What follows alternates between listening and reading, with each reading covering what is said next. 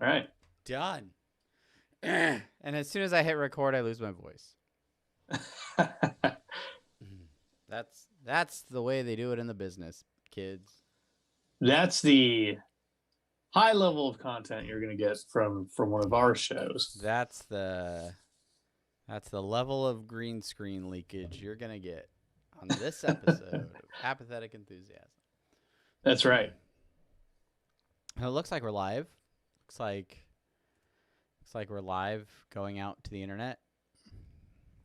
So, Oh yeah, sure. let me say, if you're watching this, like 4 hours later, and you're just starting it now, thanks for checking it out. We're getting set up, waiting for some folks to show up and hang out with us. If you're watching on Twitter, good for you. If you're Good watching on you. If you're watching on Facebook, well, thanks for being here. Thanks for doing it. Thanks for doing it. We're gonna make a podcast. Darn it. We are. Darn it. It's gonna be something. It's gonna be something we've never done before, which is it's gonna be a podcast where Brandon is having the tech issues and seems really lo-fi.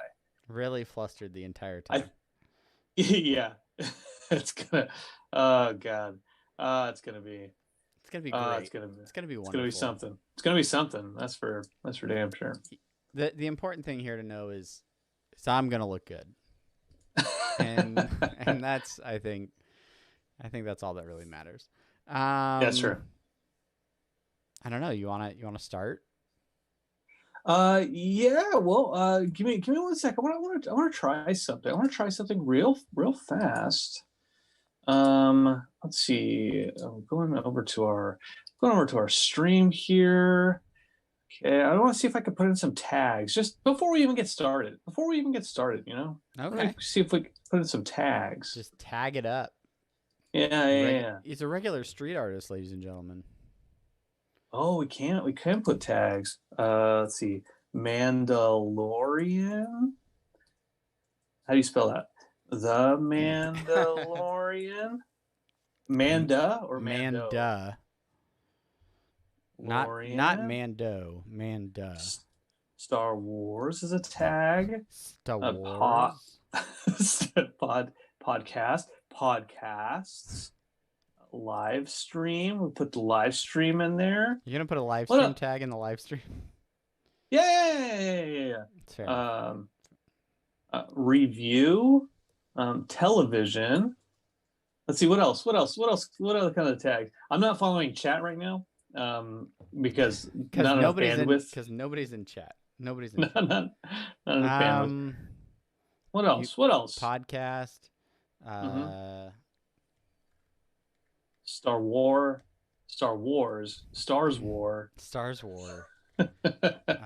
Rick and Morty. Yeah, got that. We won't even talk about it, but I'm sure it'll come up. Oh, what is that app? Disney Plus. Disney Plus.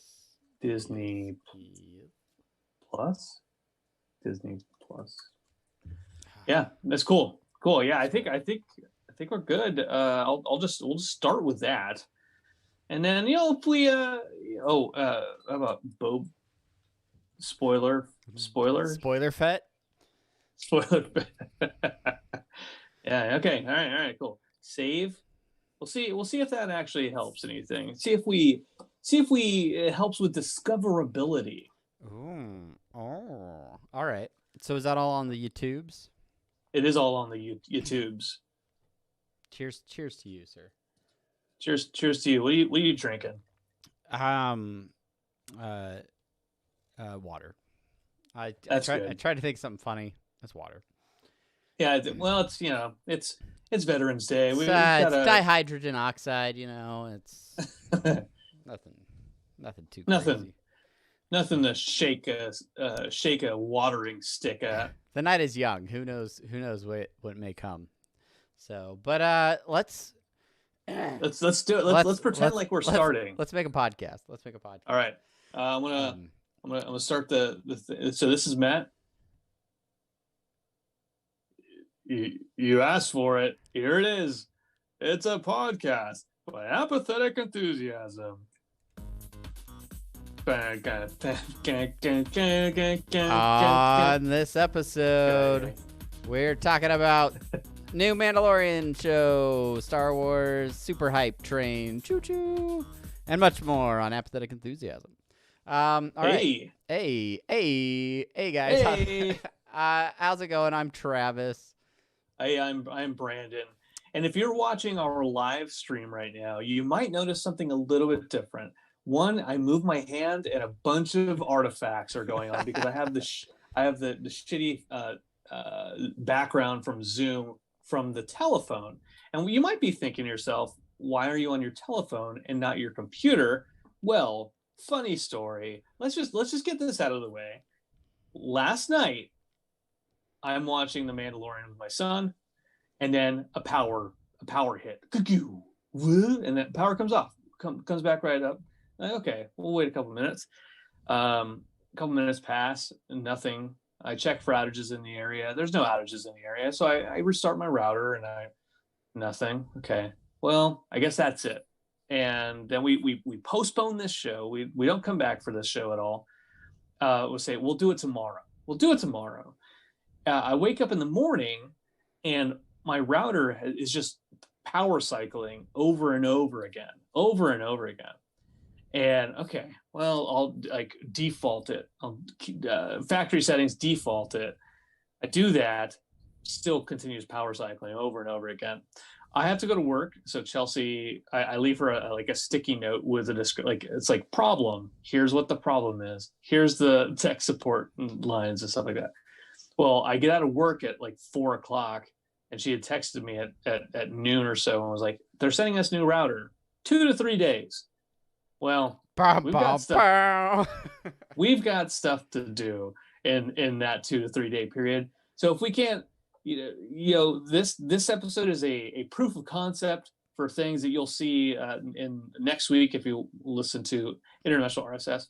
But we'll get into that later. Yeah. So if you're an audio listener, probably no difference. This will probably sound relatively similar to everything you've ever heard from us, outside of us, making countless comments about internet issues. But otherwise, I'm sure this episode will be fine, and you'll love it, just like every other episode of Apathetic Enthusiasm that you love and that you tell us about on our various social media platforms, to include Twitter at Apathusiast, Facebook, facebook.com/Apathetic Enthusiasm Show. You can send us an email, apatheticenthusiasmshow@gmail.com. Follow us on Instagram, apathetic_enthusiasm, or hit us up on the web, apatheticenthusiasm.com. You can watch us now. The places you can watch us, they're growing almost by the day, Brandon. You can if you're following us on Facebook, you can watch us there. Over on Twitter, we're live streaming. You can also follow us at twitch.tv/apatheticenthusiasm, or over on YouTube, youtube.com/apatheticenthusiasm. You go subscribe over at the YouTubes. You can catch all the back episodes too, and extra stuff. So go check that out. Check out all the cool tags Brandon's putting on videos over there. Yeah, and then if you want to support the show, you can, of course, check out our TeePublic page at apatheticenthusiasm.com/shop, or support us directly at patreon.com/apatheticenthusiasm. Brandon. Yeah. How does it feel living in like the 1950s with no internet? As we literally live stream using a pocket computer that you carry around with you, that connects to invisible internet flying through the sky and into your phone. Well, I don't know how I sound to you right now, but it's passable. It's passable. It's passable. And I'm for the live stream viewers, they see me talking into a microphone. That's because I'm still recording my mic, my live feed into the Rodecaster, which will process, and everything will be great. But as I was driving home today after the 2 to 3 days announcement, I was like, oh shit, how fast is my new iPhone 12 Pro? And Name drop. uh, Let me pick that up for you. and it's I did like a speed test, and it was like 36 down, 4 meg up. I'm like, I mean, 10 years ago that was pretty good. So it can't be too Can't bad. be too bad. Um, And so I'm the, doing so a lot. I'm doing most of the heavy lifting on the streaming side over here. You just got to connect to a video call essentially. Right, yeah. So I don't think it is too bad actually. Plus, the other thing is I already mentioned like I wouldn't do any of like any other restream type stuff or monitor chat, but I hotspotted my phone to my computer where I'm now following the chat. So if you say anything in chat and you say, "Hey, Brandon, you suck," I will see it. He'll know. The jig is up. Everybody erase your "you suck" notifications. Also, coming Go to you backwards. on a Tuesday night, not our normal Monday night, I'll put that in the tags. Yeah. which is crazy. Obviously that's why the chat isn't flooded full of people right now because everybody expects to be here on Monday. People have stuff to do on Tuesday. Listen, Bachelorette is on. Um, other things are on. I guess I don't know. That's just what my wife is doing. Is is watching Bachelorette. So, yeah. What else? What else is happening? Are you hyped for those new uh MacBooks with the with the Apple built processors? We're gonna go real old school on apathetic enthusiasm and talk about computer components. How we you feeling? Oh my God. I was just talking to somebody earlier today about the legacy of apathetic enthusiasm. He said, "Well, you have what other podcasts you record?" Because he asked about Rick and Morty, and I said, "We don't do it that often." And then I was like, "Oh, we do apathetic enthusiasm." He was like, "What? Which one is that?" Like, well, it's pop culture, all this type of stuff. Sit And down, he's like, son, and I'll tell you a tale. why didn't you talk about that one? And then I went back in time and said it was hard for us to describe it for the longest time because we had no real identity. But now we're getting into the identity, which is this is the overflow of people who actually give a shit about us past the Rick and Morty stuff. Yeah, exactly. Both of you that are watching. Thank you. We Yeah, love you. and it's literally just me and Brandon. But yeah, I don't know. I'm looking at laptops. I'm thinking about a new MacBook or MacBook Air, MacBook Pro. Like, what do you do? What do you do? What do you Probably, what do you do? I don't What do know. you do? Depends on how much money I have. I guess that's what I do. But yeah, we're not here to talk about laptops. We're not here to talk about internet disconnections. We are here to talk about Star Wars, and specifically the Mandalorian, which I mean, we talked about season 1 when it first came out, right? Did we talk about Mandalorian? I feel like we did. Yeah. We talked about season 1 of Mandalorian. Yeah, Did, definitely. did we talk about it in its entirety? Did we wait until the season was over to talk about it? I do not think we talked about it in its entirety. I think we talked about like the first 2 or 3 episodes, and then we talked about like, well, are we going to come back to this, or are we going to finish it off?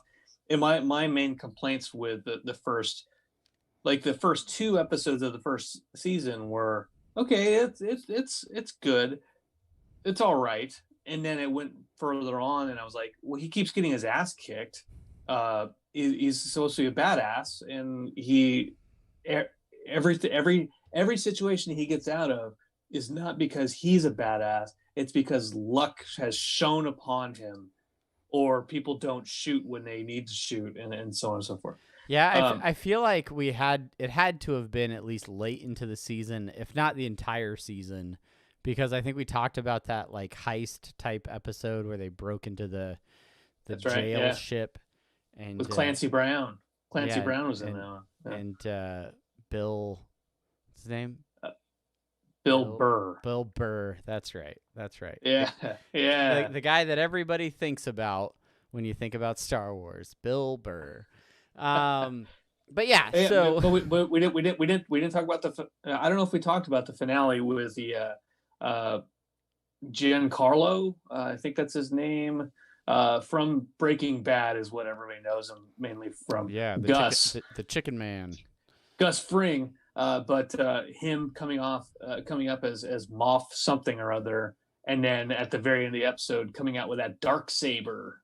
Meow. Yeah, I watched the like 90-second recap from season 1, and my son was watching it, and I think that was the first time he'd seen the dark saber. He's like, "Oh, that looks pretty cool."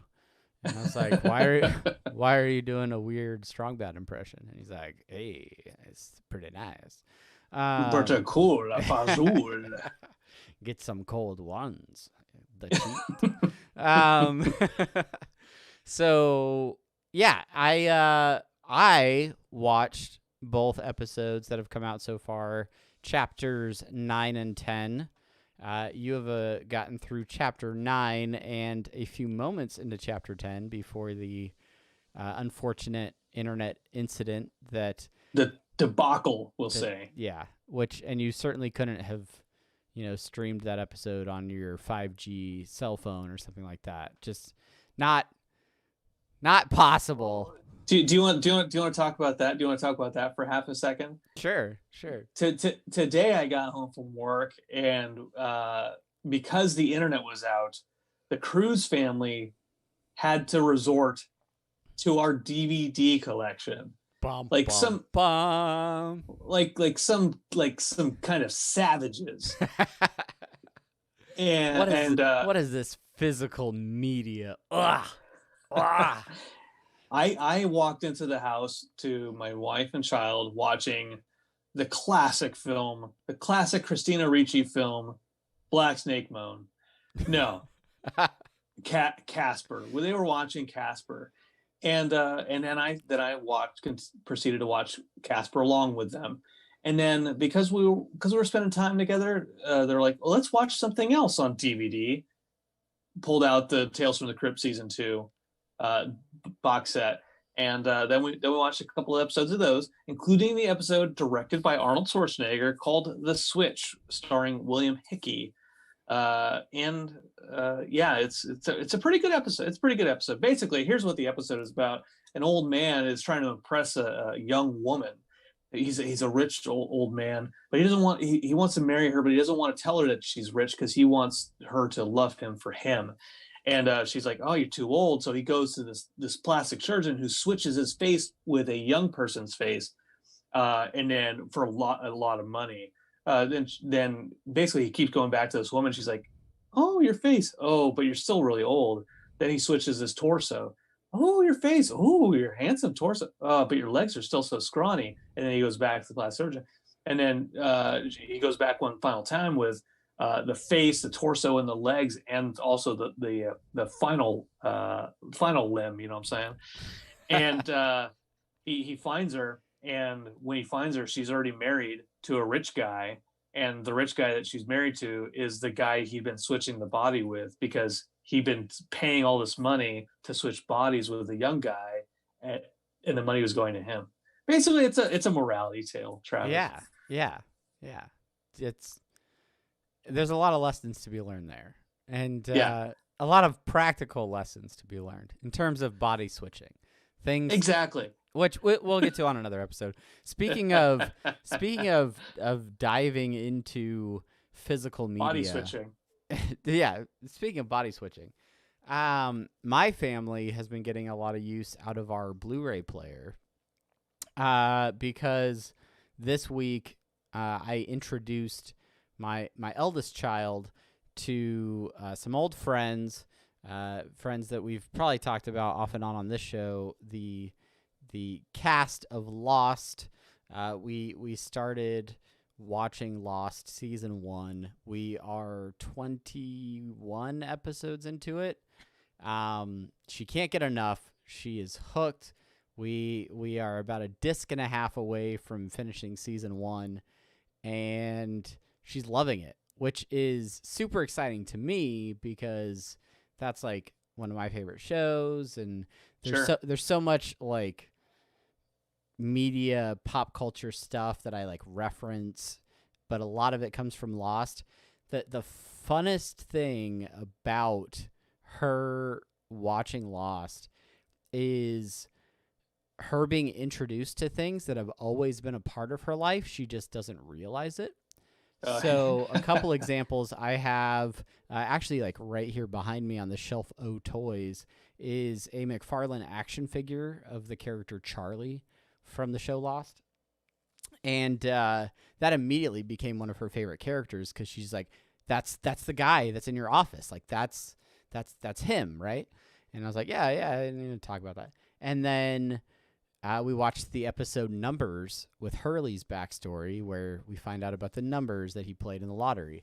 And so then I showed her my keys and the keychain that I have with the lost numbers on it. She's like, what? I can't believe it. So there's all these things around our house that she doesn't really know what they mean as I hold up a pint glass with a Dharma logo on it.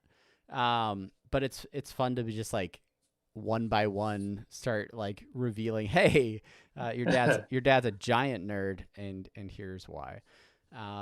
So yeah, that's I'll have to do a Lost retrospective segment at some point after I get through season 6 and see how I still feel about it.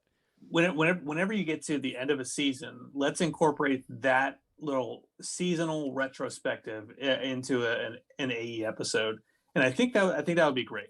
Yeah, we could do it. We're close. I'll get ready for the next episode. And what I'll do is I will read the Wikipedia for that season, and then I'll tell you how much of it I actually remember. Perfect. I will say, and I've watched season 1 numerous times in my life. There are already like several things where I'm like, wait, what happened here? Oh yeah, like it's like I've forgotten stuff. So it is fun to go back and rewatch it after over like a decade now. But anyway, we're not here to talk about Lost. We're not here to talk about DVDs. We're here to talk about Disney Plus and the new episodes of Mandalorian. If you are a diehard Mandalorian fan, but for some reason have not watched these first 2 episodes of season 2 for whatever reason. Some reason. Your internet goes out, you've decided not to renew your subscription until all of the episodes are out. Whatever the case may be. We will be talking about these episodes in some detail. So if there are spoilers, you have been warned. We're going to talk about some definite spoilers.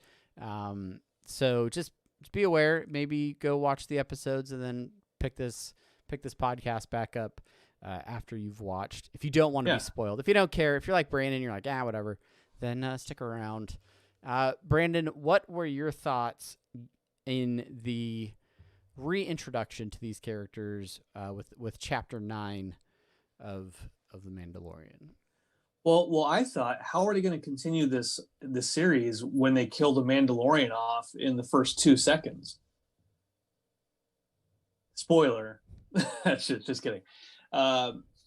That would be the joke, is if that was a spoiler, like they kill him off in the first 2 seconds, and then it's a show called The Mandalorian. Why would it be called The Mandalorian if the Mandalorian is dead? He's not even in it. He's not even in it. It's actually a great idea. We should do that. Did you know that Jack was not supposed to be an existing character on the show Lost? He was supposed to be killed off. He was supposed to be killed off in the first episode. Oh, dang. But Christian Slater, the guy who plays the main character, he just did so well that Mark Pellegrino said, we should keep him on. We should keep him on till the 6th season. That's exactly how that went down. All right. No, let me get serious about the Mandalorian. So by the end of, I didn't finish watching the first season. I think I skipped through some of it, or I watched some of it on my own without my family. That might be kind of the same thing as skipping through it. But I jumped right to the end because everyone at work was talking about the dark saber and how badass I was. So I watched it. But I was, it was those middle episodes that I didn't care for because again it was he's not a badass. Why do people think he is a badass in this? And then he started to get more competent again. So I almost hesitantly came back into season 2. It took me a long time. My friend at work, Bryant, he's like, "Hey, did you check out the Mandalorian?" I said, "No, I haven't." He said, "Oh, you have to." I'm like, all right, all right, all right, all right, all right, all right. Twist my arm. Twist my arm, and plus I'd seen on Twitter some of the spoilers. So I'm like, okay, I'll check it out. And what I will say, it, one, I like Timothy Oliphant. I think he's great. So him being in there was a big plus for it.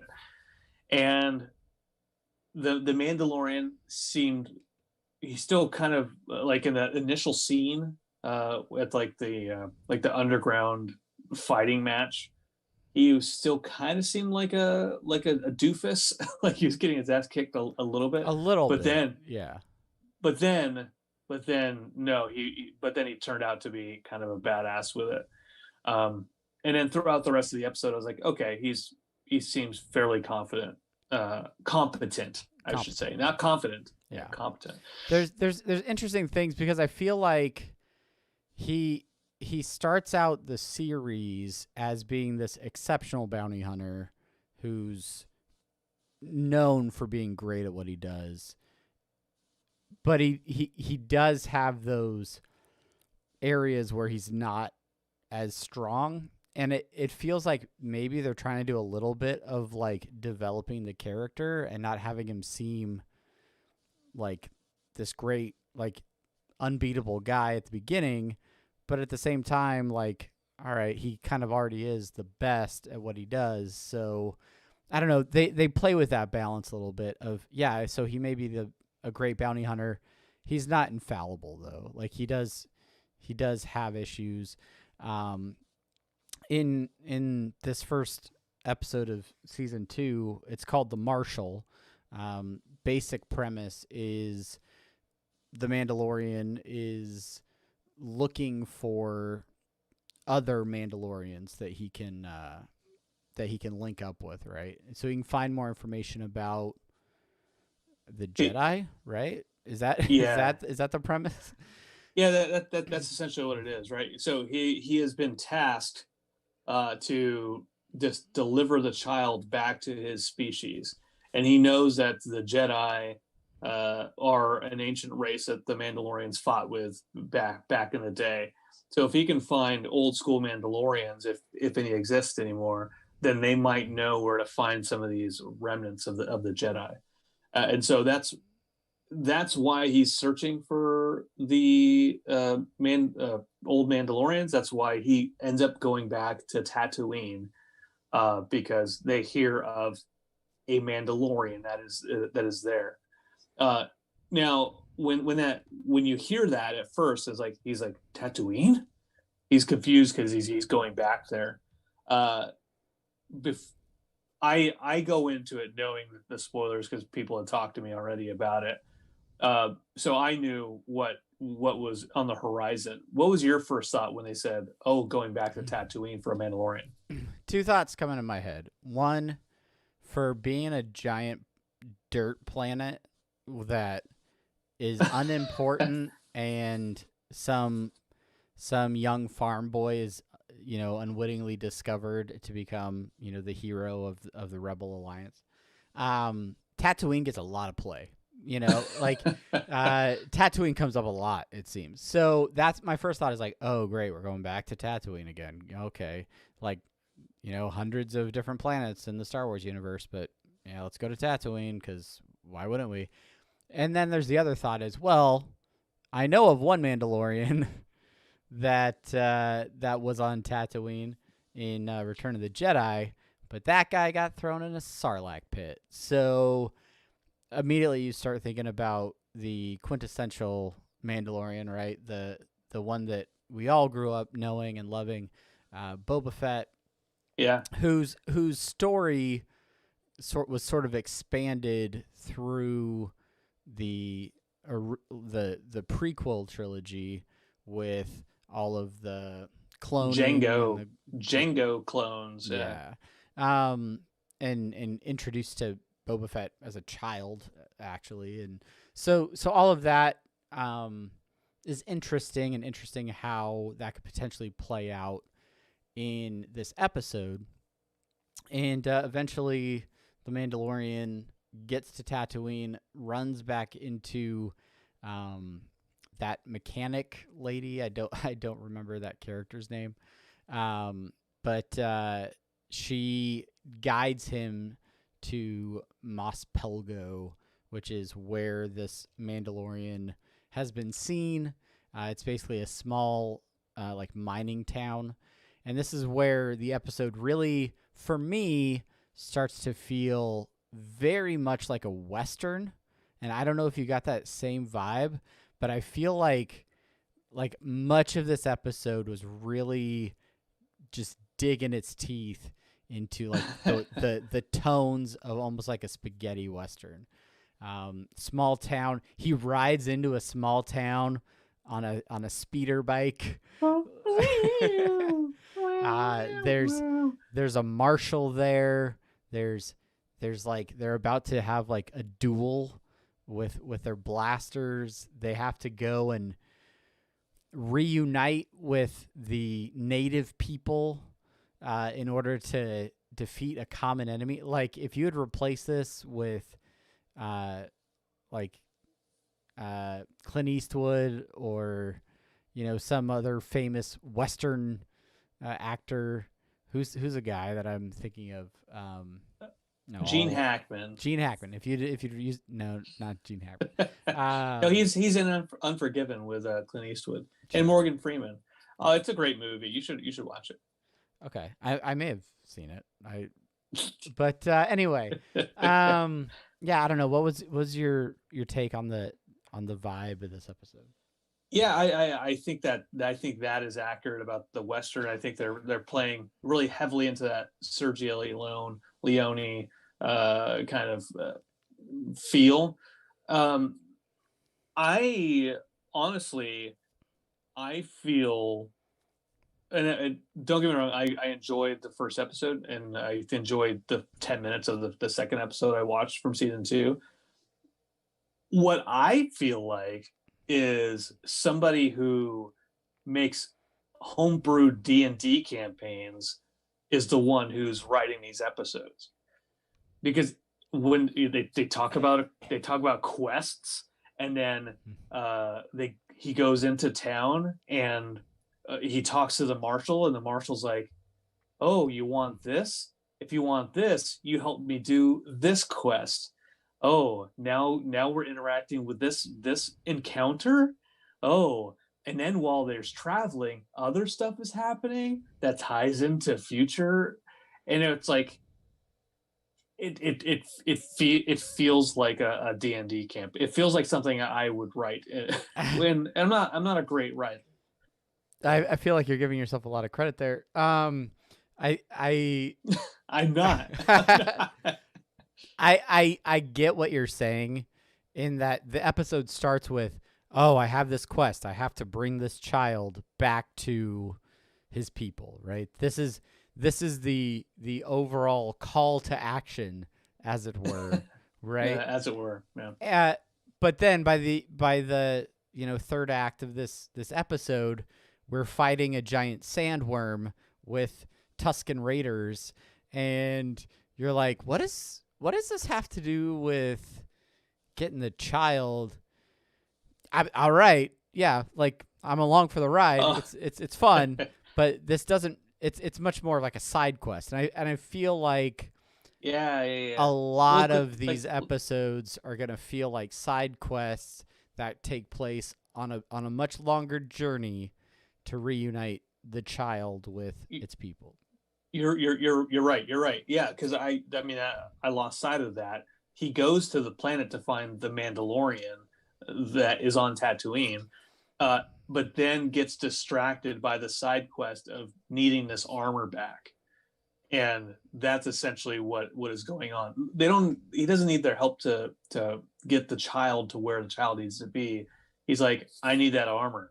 Gotta have it. That is It belongs to the Mandalorians, and that's my backstory. yeah, yeah, that's in my backstory. Just look at my character sheet. I have to do this.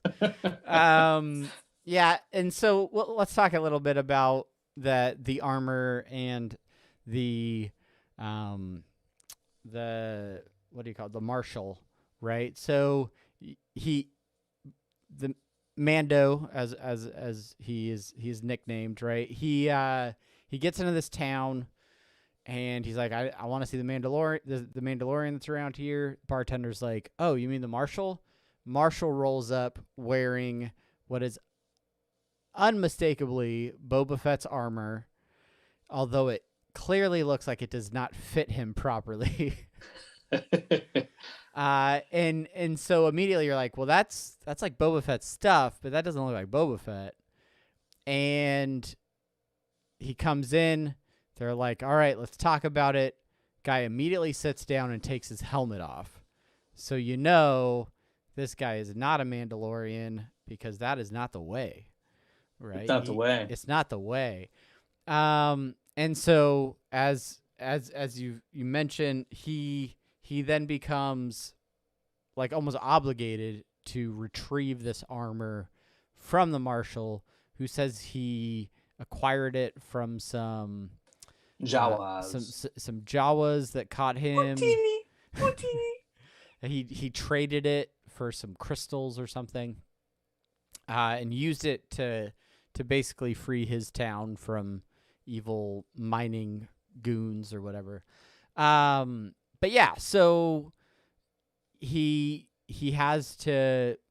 basically strikes up a deal. I'll kill a gigantic sandworm from the movie Beetlejuice in order to trade the armor. We learn in this episode that he speaks Tuscan. Like, yeah, just hey, that's a new trick. Knows Tuscan, knows their sign language. Did you ever consider the fact that was like a fully formed language and not just like weird noises that they make in A New Hope?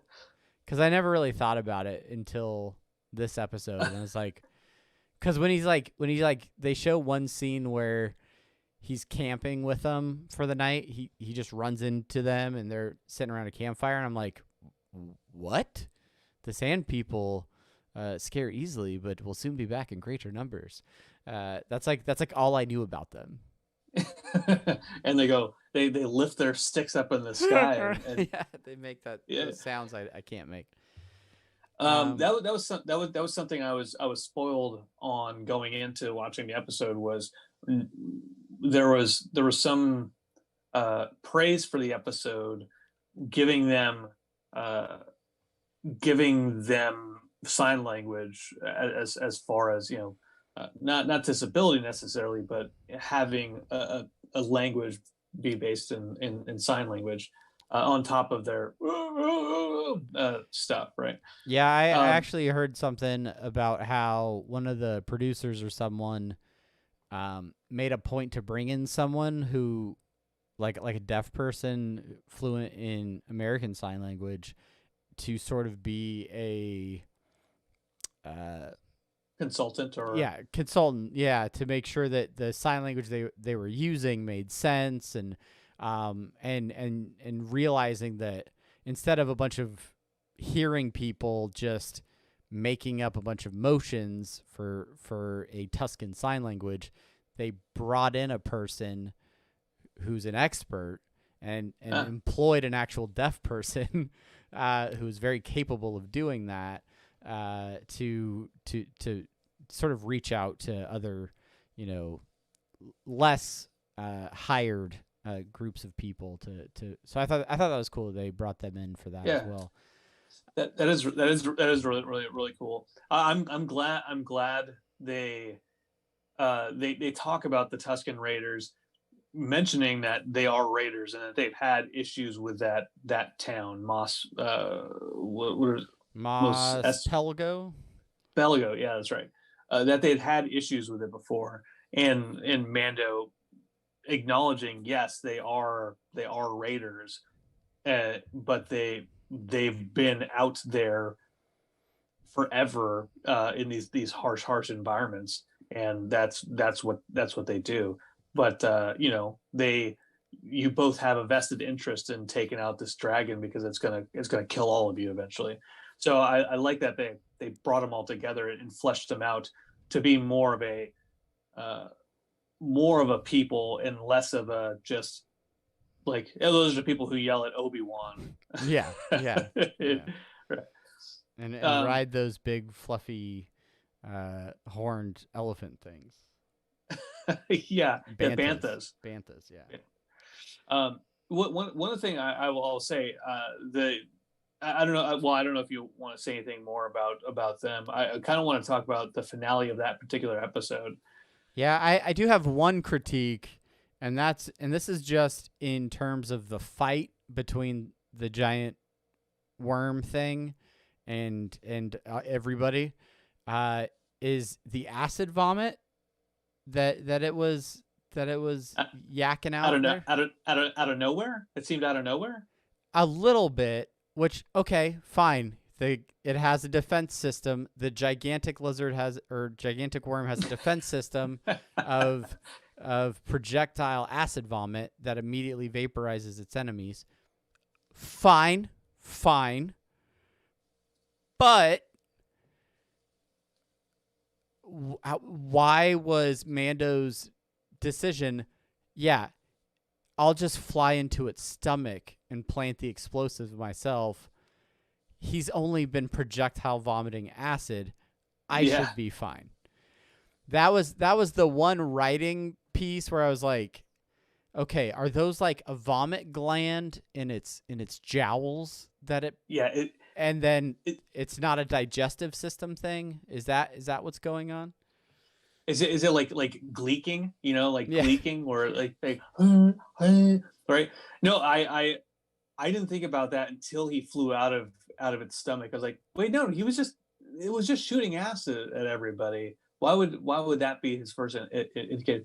My critique goes a little bit further back to that, which was they buried they buried all these explosives in the ground by which the this gigantic dragon travels. So if they bury it in the ground, not even like not deep, like surface level, it's just gonna like roll across the top of them and push them out of the way. It's not gonna like go, whoa, belly up and then on top of it, it's just gonna go straight through it. And so like I was like, that's weird. I thought when I saw it on the bantha in the first place when they were loading it up, I was like, oh, they've been using banthas as bait. They're just gonna blow it up using explosives on the bantha. And That makes then they sense to didn't me. That makes sense to me. they didn't do that at first. I was like, oh, okay, they're gonna do this burying thing. It doesn't make sense to me. And then at the end, that's exactly what happens. He feeds them the bantha and explodes them from the inside out. And so that, to me, that was the mistake, was don't don't pad the time of this episode when you know the most logical thing is if you can't pierce its hide, the only thing that's going to happen is inside is going to be a weakness. Just do that right away. Yeah, blow it up from the inside. The old blow it up from the inside way. Yeah, Anyway, yeah. enough about that. Let's get to the spiciest spoiler of the episode. Guard your ears if you've not watched this. The big reveal in the final shots of the episode, as Mando is speeding away, there is someone standing on a cliff, sort of watching him, and as he turns around, we find that it is none other than Boba Fett himself. At least the assumption is it's Boba Fett. He looks just like every other clone in his lineage, right? So as a grown up. He obviously doesn't have his armor because he lost that, and now Mando has it. But Boba Fett's still alive. Like, holy crap! He is.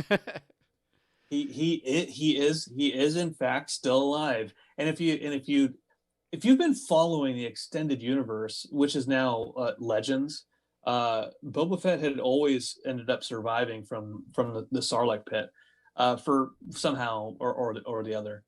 And that was when they said they're going back to Tatooine for a Mandalorian. My son looked over at me and was like, "Is that the one guy?" He didn't remember the name, but he knew that there was a big. He's like, "Oh, is it it?" Is it the guy that Wilhelm screams into the Sarlacc pit? So he knew that, and then Timothy Oliphant shows up, and then it's like, "Oh, it's not him. Oh, that's too bad." And I was like, "Oh, watch." And then that actor, Tamora Morrison, who played him in Attack of the Clones, shows up. I was like, "Hey, man, that's Boba Fett. That's Boba Fett right there." He's like, "Oh." But yeah, like that's why that's the main thing I think brought me back to watching season 2 as quickly as it did.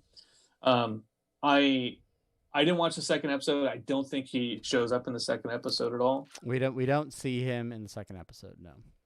Okay. So yeah, I don't know how that's going to play into the rest of the season. Don't know how the Darksaber with that Moff is going to play into the rest of the season. But I'm interested in at least keeping it going so long as my power holds out. Your power and your internet. That's all you need. I do want to say, Omar in the chat mentioning, fun fact, one of the X-Wing pilots was Dave Filoni, Jon Favreau's partner on the show and showrunner of the Clone Wars animated series. Yes. Yeah. Yes. I actually wanted to talk about those X-Wing pilots in the Chapter 10 episode, The Passenger. This is the second episode of this season.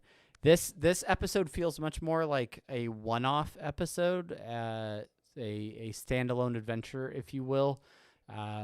He basically needs to. I don't even remember why he needs to get where he's getting or something.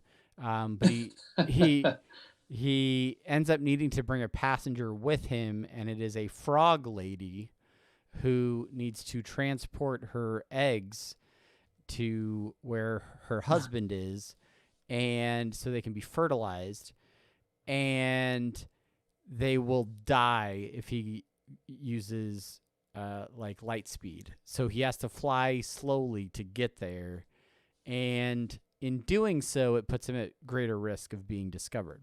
So these two this X-Wing patrol, so to speak, comes up alongside of him pretty early in the episode and does what I put in my notes as an X-Wing cops routine where they're like, "Hey, notice you don't have your gobbledygook working. Why aren't you like registered or whatever?" And he's like, "Oh, yeah, I must." He's like, "Oh, this is a pre-imperial ship. I don't have to have that." And they're like, "Well, the laws have changed now, and so you're gonna have to go and get that fixed." He's like, "Oh, I'm all right. Well, thanks for letting me know." He's like, "Yeah, just why don't you go ahead and send us a ping?" He's like, "Oh, I can't seem to get that working." And they're like, "We'll wait." And then like he's like, "Yeah, I found it." And he turns it on. And they're like, "Hey, they're like two X-Wing pilots talking to each other. They're like, "Can you switch to channel 2? Yeah, sure thing." And then you look, and their X-Wings, the X-foils open, like X-foils in attack position, right? You know that they're ready to mix it up, which eventually turns into a chase scene, which is pretty cool. Space chases are fun, but reckless old Mando gets his ship broken, and they get stranded on this icy planet. There are snow spiders in this one, which are kind of awesome and kind of not at the same time. Um, baby Baby Yoda loves eggs. That's going to be a thing now. I saw there's a pop vinyl of Baby Yoda with the egg container, so you can get that for your Star Wars collection. That's good. But this episode really does sort of paint the rebellion in a new light and in a way that I don't feel we've seen in much of the like film or even television canon for what Star Wars is now. There's this like, okay, they've won the war, they've beaten the Empire, and now it's up to them to sort of maintain law and order, if you will, in the galaxy. So you've got these rebel pilots now, trying to keep the peace by interrogating the Mandalorian. It's interesting. It's one of the first times where I feel like, oh man, these rebel guys, they're real, they're not as fun anymore. Like, I don't know. It was interesting.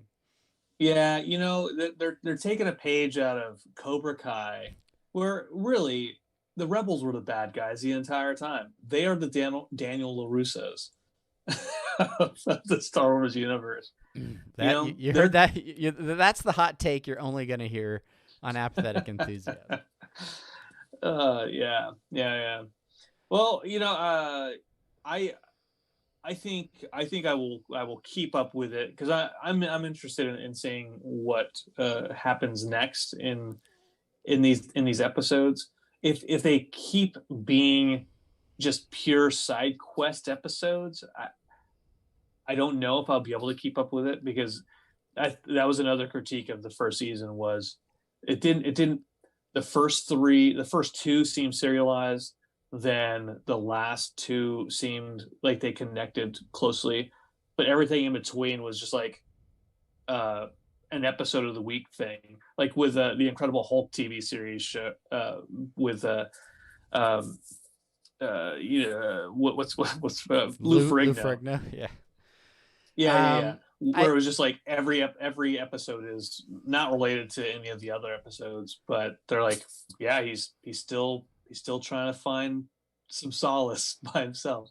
I don't want to, critique Jon Favreau's writing too much. Like, I feel like he's definitely stayed true to the Star Wars universe with the series. I feel like both of these episodes have been some good quality Star Wars lore, and exist unquestionably in the Star Wars universe for me. It feels like Star Wars watching these shows to me. And while not every episode is truly serialized, so long as they stay on pace and progress the overall story throughout the course of a season, I think I'm willing to forgive a little bit of side questing and one-off episodes if it sort of fills out the season and allows, us to see other things throughout the episode. So I don't know. We'll see. I mean, we have 8 episodes scheduled for season 2. We're only a quarter of the way through it. I have a couple of like last questions for you to. One, and especially like in episode 9, chapter 9, the Marshal, there is a really nice blending of original trilogy Star Wars with prequel trilogy Star Wars. Obviously, we're not going to get any new trilogy stuff in it for the most part in these episodes because this takes place prior to any of the new it's trilogy like stuff. what 5-10 years after Return of the Jedi. Yeah, exactly.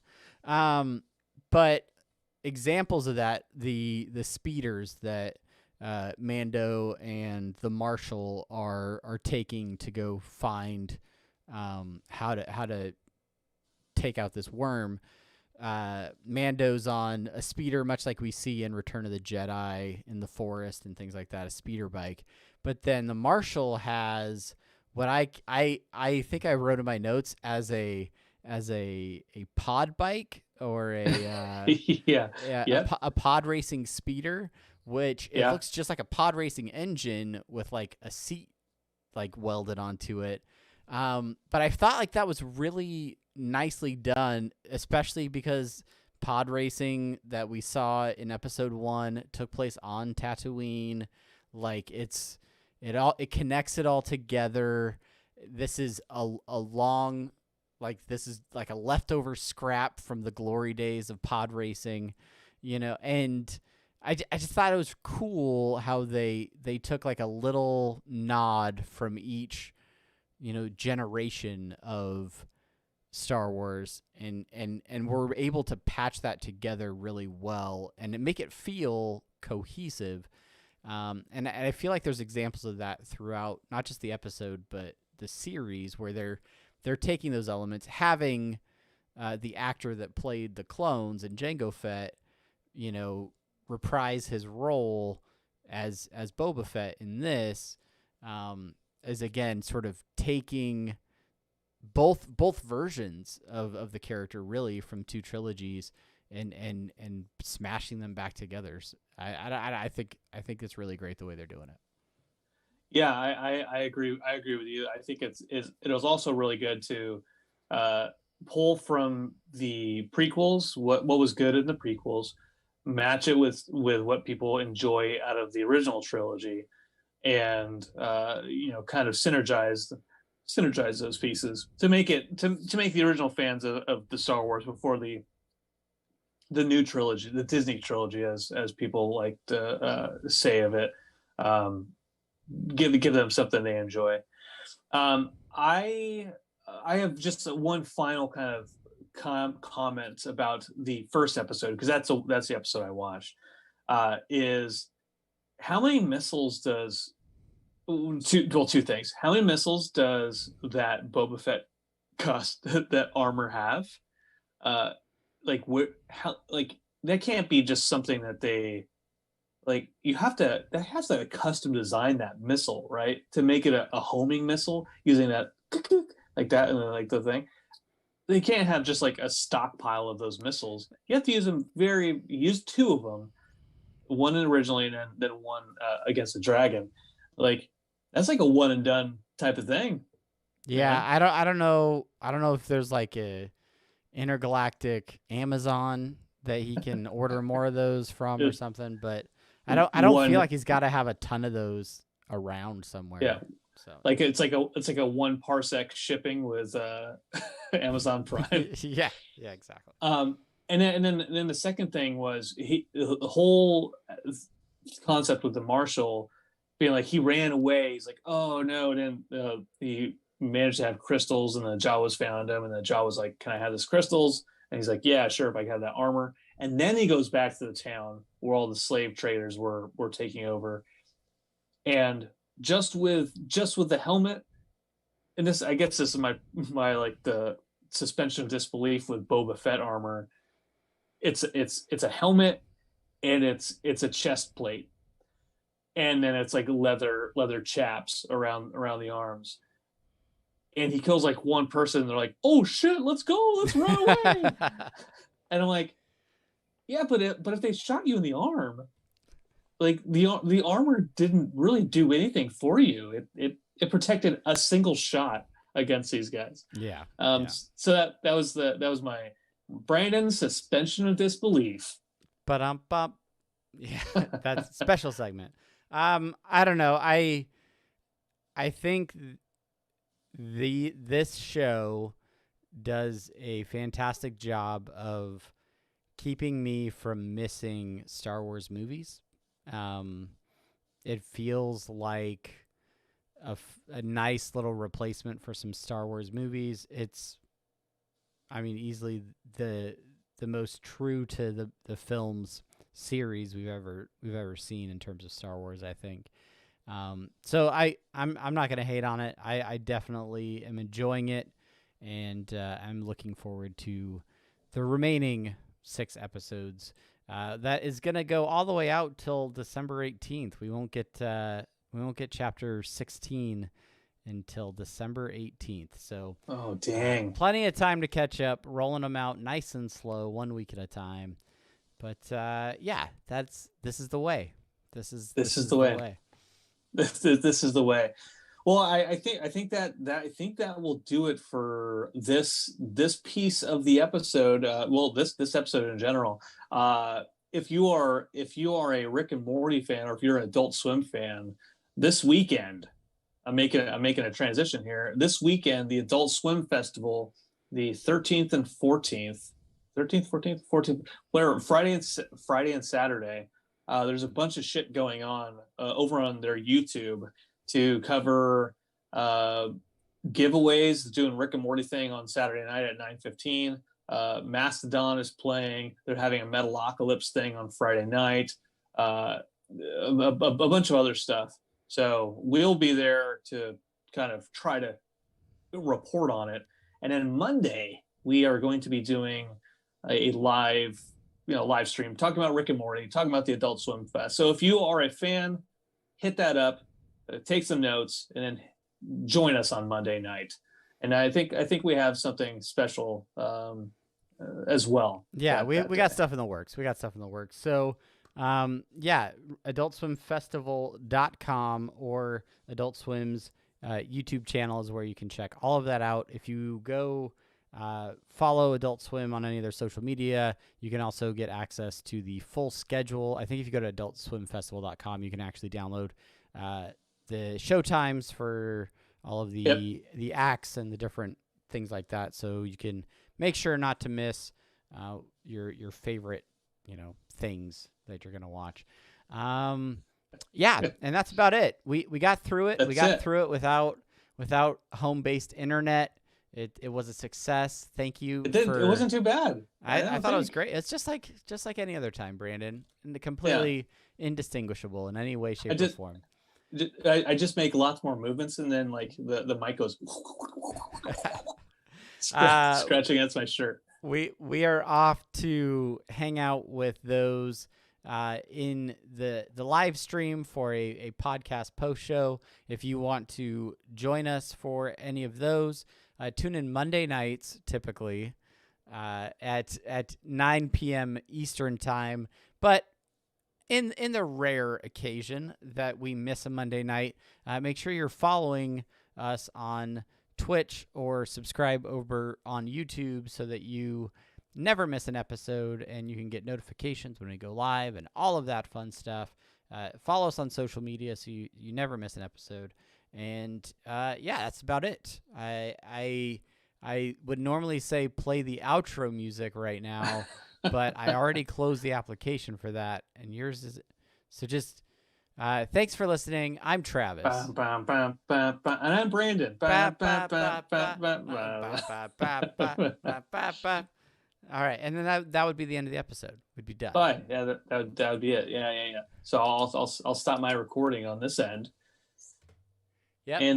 And mine stopped too. So now we are officially in the post show. Look at me. Look at I'm mobile. You've got I'm like that Blair Witch Project version of.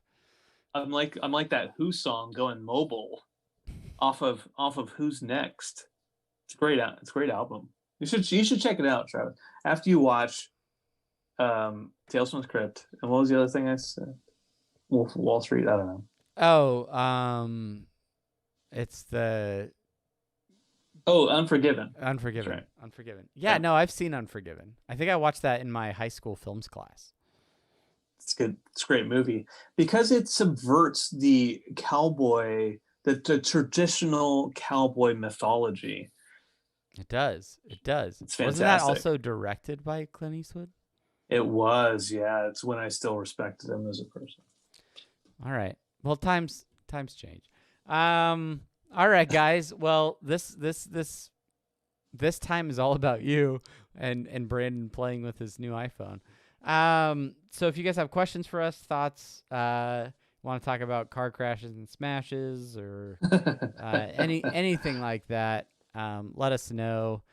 Sire Dark, if you're still hanging out, holding out until the end of the season and then going to marathon it in a couple giant chunks. I can respect that. I can. It is not always easy to wait week to week for shows like Mandalorian, but it also is kind of nice to just get it in digestible chunks and then Yeah, space out your enjoyment instead of space it out. cramming it all in a weekend. Space it. Oh, look at that! Look at that old drum set over there, huh? Omar wants to know if the Possessor movie is any good. The Possessor movie. What the fuck you talking about? The Possessor movie. The Possessor. You're gonna have to tell me what that is. The last movie I watched was Casper. Casper, but also Jack in the Box. Did we talk about this? I think the last horror film we watched, new one, was a movie called Jack in a Box, and it's about. Oh, actually, it's not the last movie I watched, but I want to talk about Jack in a Box now. Basically, you got to make horror movies about anything and everything. Uh, Leprechaun. We got to make a horror movie about Leprechaun. Okay, Valentine's Day, I'm all that the type of stuff. leprechaun. There's this British. I just know that from Wayne's World. Yeah.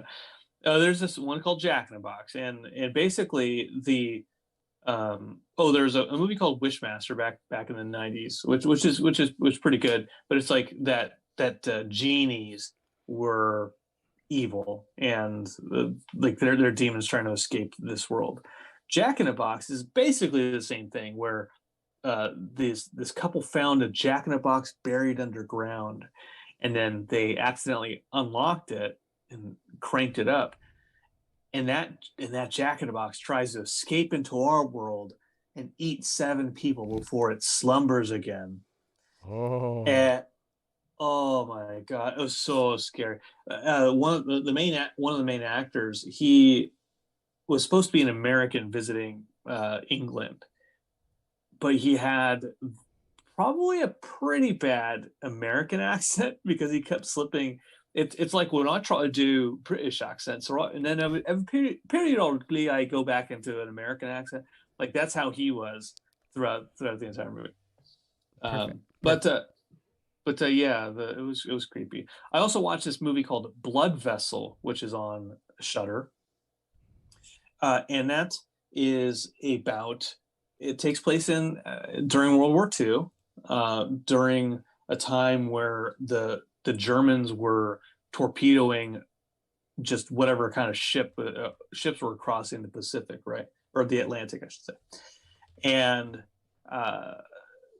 a group of coalition survivors, Australian, Brit, American, and then a Russian, are rescued by a German. Oh God, there you are. What what is that? Da Vinci? What is your background? Safe driving mode. It's safe driving mode. Weird. It was safe driving mode. Anyway, is your wife driving off in your car right now? No, watch. I guess it's a Zoom thing on this phone. Watch. He's gone, guys. It's just script. Okay, I'm back. Okay. They get picked up by that example. That we needed that. They get picked up by a German boat, and the boat is completely empty. A ship, I should say. Sorry, Navy brothers and sisters. They call it a boat, and they're like, no, it's not a. Yeah, it's happy not a Veterans boat. Day, all you Navy boaters, you guys. That's right. Omar, he would be mad at me if I called it a boat. It's a ship. So they get picked up by the ship, and the ship is completely empty. There's nobody on the ship, and so they're exploring it, and all of a sudden they find a little girl, and eventually they find out that this German ship has been just everyone's been killed by vampires that they've taken on. Just a couple vampires on this German ship, and they're fighting the vampires. Blood vessel. Vessel is like a ship. Blood is like gore. That was it. It wasn't too bad. The makeup for the vampires was a little. There's a show on Sci-Fi. I'm sorry, I'm rambling. There's a show on Sci-Fi for a long time called Face Off. It's a really great show. It was all makeup, right? Yeah. And you watch every episode, you think this is fantastic makeup. The makeup for the vampires seemed like something that came out of Face Off, in the sense that, yeah, I mean it's fantastic makeup, but I don't want to see it in the movie. Yeah, no, it looks awesome. It's a little much for an actual movie, but great. I mean, great work. Great work. Right. Yeah. Anyway, that's it. Yeah. All right. I spent almost the entire week either watching, people count votes or Lost. So I don't have a ton of pop culture references for the week, because that was it. That was No. John King on the big magic board, clicking on counties over and over. Which, Yeah. can I say, that guy just astounds me every election season. He's up there for hours at a time. He's like someone just mentions a county and he's like, oh, that county in this state right over here, and he like, all right, let's take a look at now this county. Like, does John King know every county? Does he only know swing state counties? Does he? Ooh, good point. Right, but he doesn't just know the county. He knows which, like, political party it leans toward in typical elections. I mean, let's. It's probably got a microphone, you know. Yeah. Okay. Don't steal. Don't They're steal probably just my like admiration for John King. They're probably just, hey, John King. All you have to do, put your hand on the screen and then do your fingers like this, and we'll take you where you need to go. The magic board will take care of the rest. It also is hilarious to me that they just like use a giant touch screen, and they just like, it doesn't always work great, but like it works well enough, and they'll. Yeah. I don't know. I also like that CNN's coverage was election night in America, and then every subsequent day when they were counting votes, it was just like election day in America plus one continued. And like by like Friday night, all the CNN anchors were just like, what day is it? They're still counting votes. How do we keep talking about this? We haven't called the state in 48 hours. What do we do? Anyway, 538 was definitely like that, where they'd be like, we have to take another break. We'll be back in a little bit. Yeah. Shoot. Before I was going to talk about 538, I was gonna say something. God dang it! I can't think of what it was anymore. It wasn't about election stuff. What were we talking about? We're talking about blood vessel before. Talking about blood vessel. We were talking about blood vessel. And then I talked about Lost and. No, it was after that. John King. It was before John King. I was gonna shoot. Election coverage. Shoot. Ah, man, that's gonna replace the wills in my nightmare. Meh. Well, it was right there. It was right there. Well, go ahead and keep talking. I'll remember it while I'll just interrupt you whenever you start talking. Oh, that's it. I want to talk about Whataburger. So Whataburger is commonly only found in. I was talking about that earlier. You were talking about Whataburger? I was talking. Yeah. While you were wearing an In-N-Out Burger T-shirt? No, but that had to do with the conversation. Here's what happened. I was at work, and what did I bring for lunch for work today? A hamburger. A single bag of fruit snacks, which I ate nigh instantly at 9 in the morning. And that's what you brought for lunch? Yeah. It was pretty good. Real fruit, right? So it's healthy. And my friend Jose, he's like, what'd you bring for lunch? I said, I brought these fruit snacks. I ate them. He's like, you gotta eat something other than that. I'm like, no, I ate fruit snacks and all this other candy that people are bringing in. Ah, And the abundance of Halloween candy everywhere at work is not good for me right now. it's And killer. It's I need killer. to get back on a workout plan because I am undoing all of my quarantine progress from earlier this year. Well, that takes me to the next part of the story, which is I went to a meeting for about 30 minutes. When I came back, there was a fresh bag of Burger King on my desk. Jose bought me a Whopper cheeseburger, Whopper with cheese, and then so I scarfed it down. I would have eaten it no matter what it was because he was kind enough to buy me something, and that got us started talking about like he asked me like, "What's your favorite fast food place?" I was like, "Probably In-N-Out." He's like, "Oh, In-N-Out." He's like, I just don't get it. I don't get what the big deal is." And that led us to, I'm like, well, you probably think Whataburger is the best burger place, which it is pretty good. So I won't deny them that. But he's like, no, Five Guys is the best hamburger place. I'm like, no, that's demonstrably incorrect. And then some other guy walked over and it was like, oh, I really like Wendy's. So that's what that conversation was.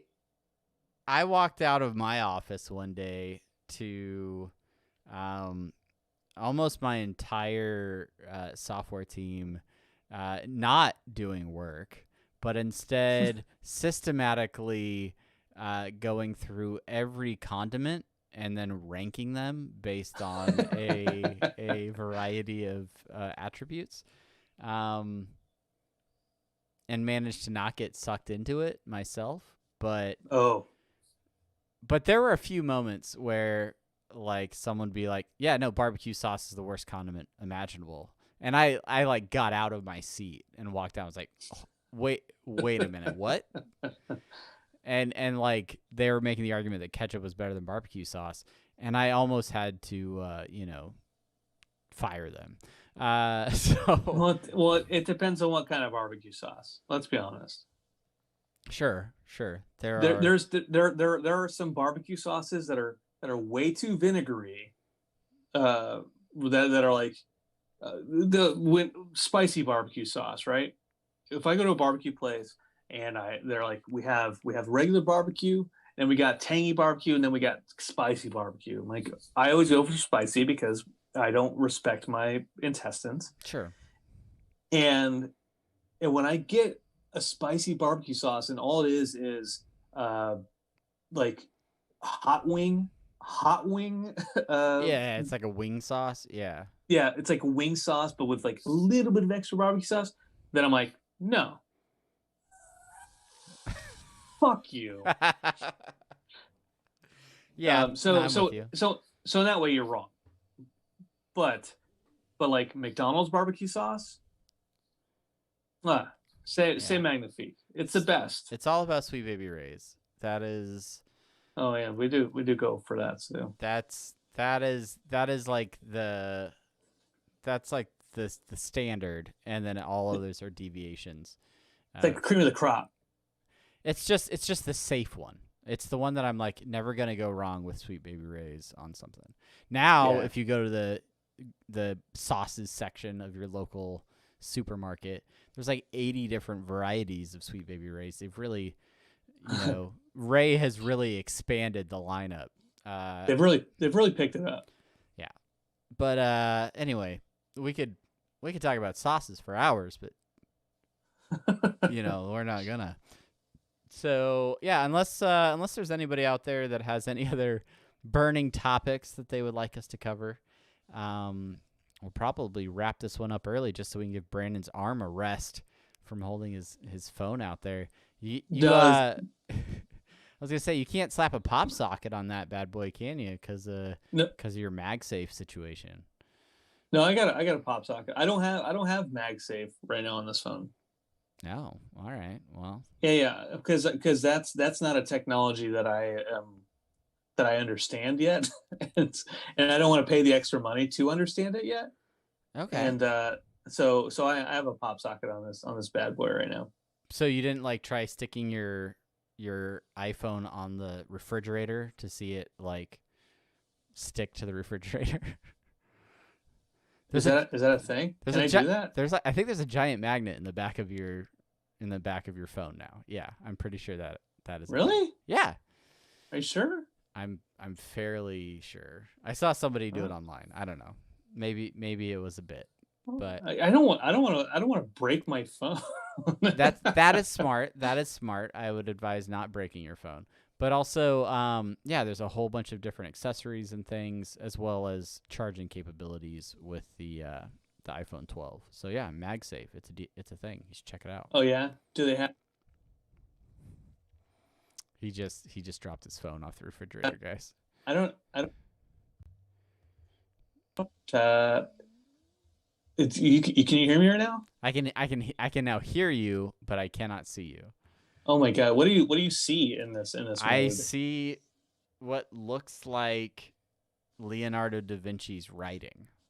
Oh, that's my profile picture. Yeah, yeah. Okay.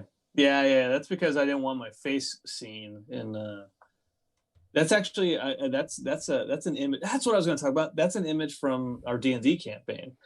And that's what I was Oh, gonna. That's what I wanted to talk. I wanted to talk to you just when we played this weekend, and then it was late, and John and I started talking about politics, and then you were kind of like, "I'm going to sleep because I'm going to fall asleep. Plus, I have to wake up morning for church."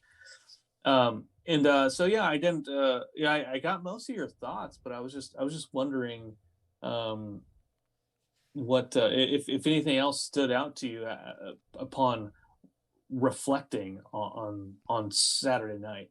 For those listening, we played.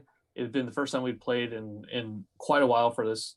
Well, since the last time my brother joined us, and got to the next major dungeon. There were some steps along the way, and some not combat puzzles, non combat encounters there. I'm leaving yeah, it vague. Then not that anyone will ever listen. yeah. Especially because I didn't record it. Um, I I did think about it the next day, and one of the first things that came to mind is we played for a good almost couple hours before one of our party members had to leave early, and it stood out to me that we didn't do any combat. But what stood out to me is that I didn't necessarily miss it. I felt like I enjoyed what we were doing the whole time, so it didn't feel like something I was missing. Um, I'm sure that there are combat aspects somewhere in what we're doing, um, or there won't be. Either way, I'm not telling you how to run your game. But I was very much enjoying it. I did give you some critiques about the puzzle that you had built in the room that we had found, Yeah, and that really is just like a game mechanic sort of thing, right? It's less about you as a DM and more about you as a person inventing games, like right or puzzles, and that's not something we're experts at, right? So I feel like you did a good job. I thought that the concept of it was great. I think there was just a little bit in the execution that could have been tailored to adjust where we were having some confusion, and so we talked about that, but I don't think it was a yeah. big deal, and I think Yeah, we had fun with it, even though we were a little confused by it. Like we were still, it provided an opportunity to role play something that I don't know if you had even expected us to role play to that degree, like taking over each other's bodies and body swapping, and then John like using that to his advantage to goof off in other people's bodies and things. yeah. We talked about. I had expected there to be some level of trolling. So for anybody watching, basically the party found a room with with a pile of skeletons in one corner, a well in the other, a furnace in the other, and then a hallway full of gaseous green fumes. To, and then in the middle of the room, there was just a single jar, and the person who examined the jar and touched the jar had their soul pulled out of their body collapsing, and their soul kind of above the room. and basically they could swap the souls of the other body. So like I could go into Travis's body and his soul would be formless, and he could go into a different body, and so on and so forth. And so the puzzle was based around that. And when that was introduced, the one of our party members had to drop out for things, and so it was there was details lost in that as far as the puzzle. And I think what it was what we talked about is balancing what your characters understand and ascertain eventually versus what your actual players know. Like you may not know what the square root of 5,076,000,000 is, but your badass mathematician wizard might know. And Yeah. uh, so at some point in time, the DM has to have those kind of checks built in, or those reminders built in, like, hey, so your guy, your mathematician wizard would know what a square root of this would be. Um, and so that it took me a long time to incorporate those pieces into it. When I realized, it took me a long time to realize, oh, you and John were having trouble with the direction you needed to go with it. That's why you kept swapping bodies around. Um, so once that happened, I was like, okay. And then we kind of got on the same page. Uh, but it gave me a good idea of this is a puzzle out of what will probably be 7 more puzzles in that place. So it gives me a good idea of, okay, I need to think about what those help points are for you Yeah. guys, Yeah. for if you get stuck for things I'm not even projecting that you having issues with.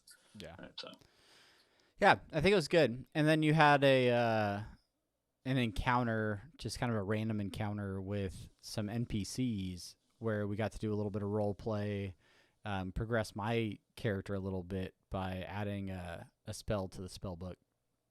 And I thought, I mean, that was all terrific for me, especially because I walked away with a new spell. Um, but I don't know. I like those. I like interactions with NPCs like that make the world feel more real and like, yeah, that's not somebody that those guys don't have any, you know, benefit to the larger story or anything like that. But because we met them on our travel and had an encounter with them, it makes the world feel bigger, right? Because um, that happens in real life. Sometimes you bump into random people and have small conversations or things, and then it's never more than that. But yeah, so I thought that was well done as well. yeah, I didn't want to give you guys another giant scorpion to fight, and I rolled that the mirror image, someone's arguing with themselves about it, and I tried to give you guys the store earlier, and everyone's like, you don't give us that much money. You and I have talked about spending stuff and going to the stores and stuff, and we don't do too much of that. So all that was kind of my mind, like, well, how can I get you more money? How can we also not do a combat thing on travel time? And yeah, I was happy to do that. I thought it was fun. The last thing that I was really really really glad about was going back to that magic jar puzzle. Uh, the solution of that was for you to possess a skeleton and then go into the fire, get a gem out, sink yourself down into a well that's super deep, and so you would drown normally, get a gem down there, which would then let you go to the end of a hallway, which is full of poison, which you wouldn't take any damage in there, and then unlock a door, which would then destabilize everything else, and then get you a relic. And oh god, sorry, it's my battery's dying. What and that's how the puzzle was meant to be solved. Well, you had a spell prepared for forever and a day in your spell book called knock, and I wasn't paying attention to your spell book. I wasn't paying attention to the knock. I probably saw it, months ago and thought, yeah, there's that. Good luck. Good luck on getting any use of this anytime. And you once you found out that the door at the end of the poison hallway was locked because somebody had used a skeleton to get down there, or wherever. Yep. Then you use that ability, which that knock ability, if it's not a magic door, it just unlocks it. If it is a magic door, then it takes the magic off of it for 10 to 15 minutes. And it was an unintentionally really cool way to actually have you use an ability that Right. you had spent time and effort and a spell slot on preparing. And it does so much for you as a player to be like, yes, I have some utility in the situation. Yeah, it's I haven't played a lot of spell heavy characters, especially the amount that I've played Montana James. And so when I picked my initial spells, I I was like, all right, we're going to be in dungeons. I don't want to just get all these like combat spells or like healing spells or whatever. I want to have some utility type spells that would make sense for my character as well, as a guy who's an archaeologist who is, always trying to find relics and things like that. Stuff that would help me navigate a dungeon, so like misty steps and things like that. Knock, being able to open locked doors and things like that. I think I have like identify, or I know I have detect magic. So I have these things that would be good utility spells if you were trying to find relics in an ancient, dungeon. But I have to kind of be on my game about what I have prepared and what I don't, because if it's the night before we're going into a dungeon, yeah, like, do I want to prepare the spells that are going to help me open doors, or are we going into a fight and do I need to have, mage armor and some other things ready, because I'm about to get beat up on. So Get whomped, yeah. yeah. So that's one of those interesting Yeah. little quirks. And what I will say for you, yes, you did provide us with shopping between sessions, which brought up the fact that we don't have a lot of money despite how long we've been in this campaign. And that's where I would say just, throw some more like chests or random things in places with some valuables, because I realized that I got that spell scroll, but it cost 50 gold for me to have the materials to copy a spell into my spell book. So for Yeah, yeah. me, suddenly gold became much more of a necessity in realizing, for as long as I play this character, if they're gonna increase their spell book, and that's one of the driving things for my character is to build their spell book. I'm gonna need the cash to get it done. So, Yeah, right. just throwing Right. that out there. Little No, I monetary bonuses will be appreciated. the very first thing that my brother asked me when he started playing with us for those 2 sessions was, like how much gold do your guys have? And I was like, I don't know, like 250 or something like that. He's like, how long have you been playing this? Because you should have a lot more. But Yes. we've never been great with like a setting the establishing the economy in the any of our economy side things. of it we are terrible with. and Absolutely. and I think D&D in general is pretty bad with the economy. I think you go into any of the Reddits and they'll be like, yeah, D&D is not, they don't pride themselves on a consistent economy. Yeah. But that shouldn't stop me from trying to do a little bit better. And then the last thing I'll say about your spells, you mentioned detect magic. You got to use detect.